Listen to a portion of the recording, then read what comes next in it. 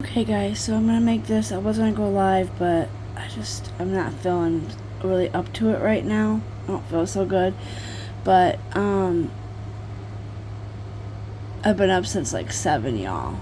So I'm just really getting tired. I need a nap. I'm just kidding. I do feel like a nap time. I feel like I'm going down. Like I'm crashing.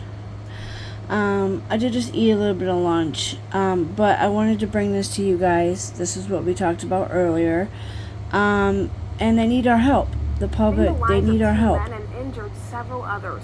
The sheriff's office tells us the youngest victim is only 11 years old. It happened at the same time a men's basketball game was happening in the Marie K. Young Center Sunday night. Sheriff Simmons says a group was playing a game of dice outside when a car that was reported as stolen showed up. It was this car pulls up, drives by one time, comes back, stops, and then 3 males get out and exit that car. One with a longer gun, assault type rifle, and 2 with handguns. And then they aim towards a number of people, a group of people that were in that small pavilion area there playing that dice game. The sheriff said 11-year-old was killed. 7 victims. 2 of the victims, aged 21 and 24-year-old men, were killed. The other victims, 22, 23, 27, 29, and 11 years old. Their conditions are unknown. The sheriff's office obtained surveillance video showing the 3 shooters. Now is the time that we talk about we need help from the community. They need help, you Now guys. is the time we say this is unnecessary violence. This can't happen. We need to talk to our children. We need to talk to our schools. We need to talk to our clergy. We need to talk to people and say this is unnecessary. But you know, it's also a time to talk about personal responsibility. Yep. Because the people that are responsible for this are the 3 people that are in this picture right here. These 3 are responsible. There's one more that stayed in the car in the driver's seat of that white car so they can make a quick getaway. At a press conference held this morning, District 3 County Commissioner Luman May thanked the sheriff's office for its quick response. Although we want our children to be able to go into parks, Yeah. we want them to be able to go into community centers, we want them to be safe havens. Community centers are meant to be safe havens. It's for children who come from single family homes. It's from children who are plagued by violence, that they expect to come on a Sunday, on God's day, to come into a community center to be safe. That's our responsibility to make sure they're safe. But in order to make them safe, we have to hold people accountable.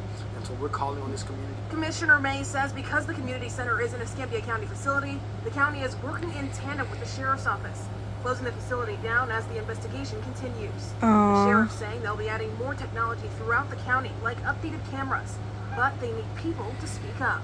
Let's talk about the fact that there have been shootings we've had where no one knows anything about anything. No one knows who did it. Yet somehow, oddly enough, A retaliation. there's retaliation. So someone knows. And they don't care to talk to us. They don't care to talk to anyone. That's sad, you guys, because people are seeing these incidents happen, and they don't care. They don't want to talk to nobody. They're holding a news conference on the recent violence tomorrow morning.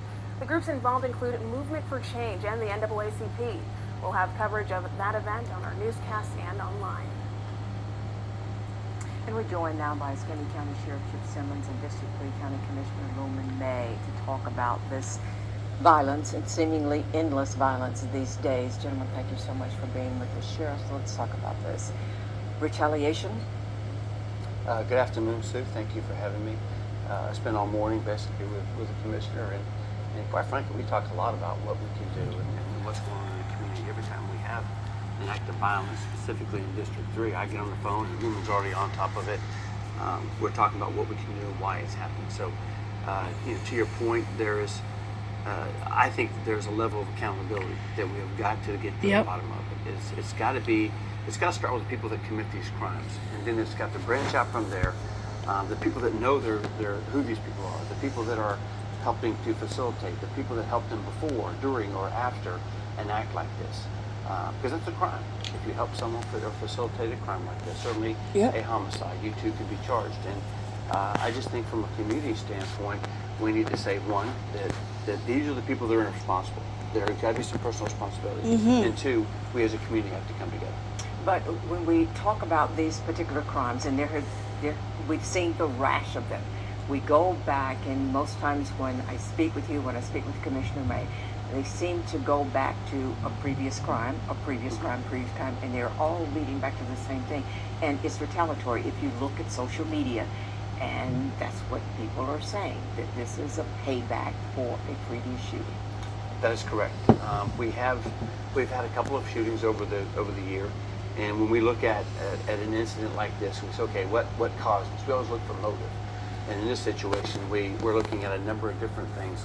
Is this a retaliation for this shooting? I have a lot of shootings here too in because Toledo we are that getting we're going to talk information that's about. Like, look, I have this I want to show you guys. This is all in Toledo top stories. This is crazy. Like, this is what, real life. 2 hours ago, a bicyclist is dead over in West Toledo from a hit and run. Two people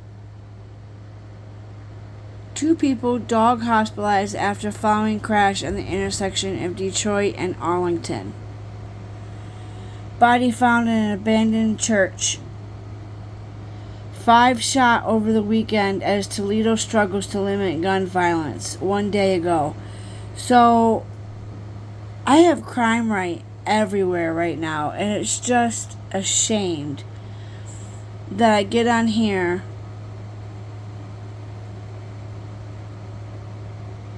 and this happened 22 hours ago. This is in Pensacola, Florida. I know JRL's Restless Ass did a video on this. I'm not sure. I don't know too much about him. But this is crazy. So at least some people are covering this. However, we need to have it more covered due to the fact that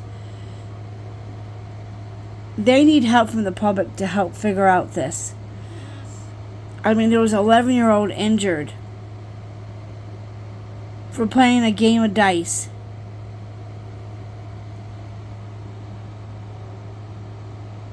Retaliation.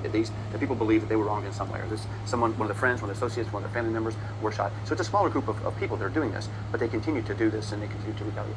Commissioner May, we heard your comment there in the story that Karis did. This happened on Sunday, of all things. This happened at a community center. Was there security there? Should there have been security at the community center? What should the neighborhood expect? What should communities expect to see to know that their children are safe, to know that they are safe when they go to these places? So, first of all, it's an active investigation, and we're having our staff look into it. I work with the sheriff and talk to the sheriff all day to figure out exactly what happened. But we certainly expect for our children to go into safe havens and make sure that when they are coming to a community center, they are protected. We do have management agreements with different neighborhood associations in which they manage those, and oftentimes we have to review the protocols and make sure they're followed. So our staff is working diligently with the sheriff's department and making sure that those protocols were followed, and if not, then we're going to have to look into what consequences that will happen. Now, granted, it's early on, you still have an investigation going, but it sounds like what we're hearing initially is that there may have been a dice game going on outside. We're talking about illegal activity, perhaps. But how do we monitor this? Like you're saying, it takes a neighborhood, it takes a community going, somebody picking up a phone and calling and saying, hey, there's some activity illegal going on. I think we initially were hearing an 11-year-old, a child was wounded in this incident. Well, I think it's a lot. Commissioner May and I spoke earlier about there was a basketball game, but there's also a dice game that was outside. The ones that were targeted in this specific incident were the ones that were playing the dice on the outside pavilion. So what are they doing? Who's letting them play dice, and why are they doing it on this Sunday? Does it happen every Sunday? We weren't aware of that, and so there's a lot to unfold here. We're working with on the active criminal investigation. That's where our detectives, all of our detectives, are working on right now. And then, as Commissioner May just talked about, they're also looking at, okay, let's look at every piece of this. Let's look at the number of things that could have caused this, or at least contributed to it. Because I don't think that playing a dice game means that you get shot. That's not right. I don't think that playing a basketball game means that someone's going to come and do a drive-by shooting. But we look at all these pieces to it and unfold it, unpack it, if you will, and decide, hey, maybe we can prevent this from happening again if we do this, or if we do this, and we're certainly willing to do so. And what steps do you think the county will take? I know you said you're going to be having meetings and some decisions will be made. Will the Wedgewood Community Center be closed for a time while this happens? Well, the number one priority is the safety suit. So we're going to close it down until we have further investigations to find out exactly what happened. Several weeks ago, I got with the sheriff on Aries Boulevard in Montclair to go to the Children's Trust and to the county to look at implementing more cameras just for the safety of our children. And so I think we're going to make every effort when we have these events to make sure the children are safe and putting the proper protocols and the proper instruments that we need to assist law enforcement to make sure that every child that comes to the community center park is safe. Talk about personal responsibility. What's your appeal to the community out there? My appeal is that law enforcement can't do it alone. It's our community, our responsibility, and our children. Please, if you have information that can help apprehend these people that have committed a senseless crime of violence, like it's someone's dog, like it's someone's son, someone's brother, someone's father, please share that information so we can bring safety back to our parks and our communities. Sure. I think that's it. I think that we have to hit this through a number of different avenues, and I think that's what we're working on doing.